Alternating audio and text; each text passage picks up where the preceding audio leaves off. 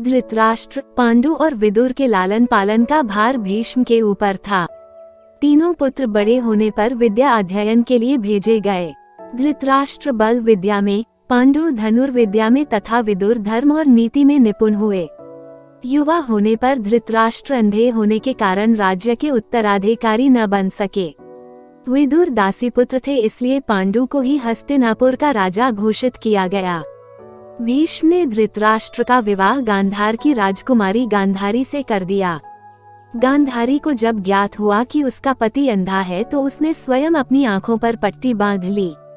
उन्हीं दिनों यदुवंशी राजा शूरसेन की पोषित कन्या कुंती जब सयानी हुई तो पिता ने उसे घर आए महात्माओं के सेवा में लगा दिया। पिता के अतिथि गृह में जितने भी साधु महात्मा, ऋषि मुनि आदि आते, कुंती उनकी सेवा मन लगा कर किया करती थी। एक बार दुर्वासा ऋषि आए। कुंती ने उनकी भी मन लगा कर सेवा की।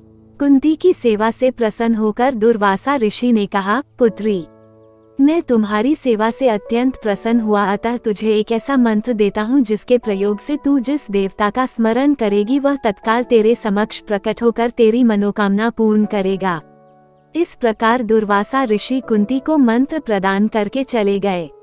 एक दिन कुंती ने उस मंत्र की सत्यता की जांच करने के लिए एकांत स्थान पर बैठकर उस मंत्र का जाप कर सूर्यदेव का स्मरण किया। उसी क्षण सूर्यदेव वहां प्रकट होकर बोले, देवी, मुझे बताओ कि तुम मुझसे किस वस्तु की अभिलाषा करती हो। मैं तुम्हारी अभिलाषा अवश्य पूर्ण करूंगा।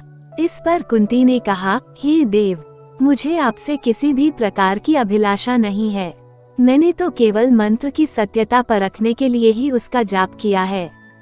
कुंती के इन वचनों को सुनकर सूर्यदेव बोले, हे कुंती, मेरा आना व्यर्थ नहीं जा सकता। मैं तुम्हें एक अत्यंत पराक्रमी तथा दानशील पुत्र प्रदान करता हूँ। इतना कहकर सूर्यदेव अंतर्ध्यान हो गए।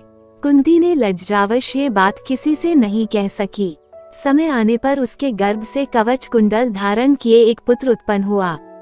कुंती ने उसे एक मंजूषा में रखकर रात्रि बेला में गंगा में बहा दिया। वह बालक बहता हुआ उस स्थान पर पहुंचा जहां पर धृतराष्ट्र का सारथी अधीर्त अपने अश्व को गंगा नदी में जल पिला रहा था। उसकी दृष्टि कवच कुंडल धारी शिशु पर पड़ी। अधीर्त निसंतान था, इसलिए उसने बालक को अपने छाती से लगा लिया और घर ले जाकर उसे अपने पुत्र के जैसा पालने लगा। उस बालक के कान अति सुंदर थे, इसलिए उसका नाम कर्ण रखा गया।